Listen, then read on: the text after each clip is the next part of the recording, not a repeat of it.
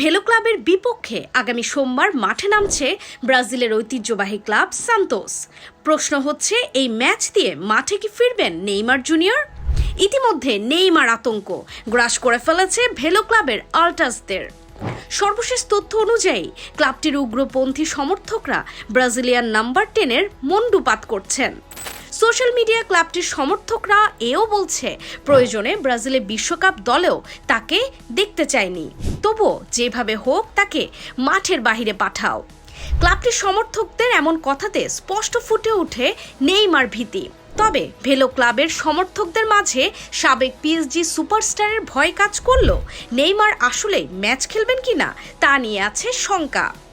সান্তোসের তরফ থেকে এখনো পর্যন্ত নিশ্চিত করে কিছুই জানানো হয়নি, অর্থাৎ আগামী ম্যাচেও তার দলে থাকার সম্ভাবনা প্রায় শূন্যের কোঠায় নেমে যাচ্ছে। সান্তোসকে রেলিগেশন জোনের বিপদ থেকে টেনে তুলে বসেছিলেন অপারেশন টেবিলে, তারপর মাঠে নেওয়া হয়নি। তবে স্বস্তির খবর হচ্ছে, এই তারকা এখনো পর্যন্ত পুরো ফিট রয়েছেন। মূলত নিজেকে নিয়ে আর কোনো ঝুঁকি নিতে নারাজ তিনি। বিশ্বকাপের আগে কোনো রিস্কি ম্যাচে খেলতে চান না তিনি।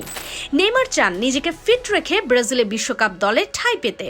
তাই সব মিলিয়ে বলা যায়, নেইমারকে আগামী ম্যাচে যদি দেখা নাও যায়, তবে খুব দ্রুতই মাঠে ফিরবেন এই তারকা ফুটবলার।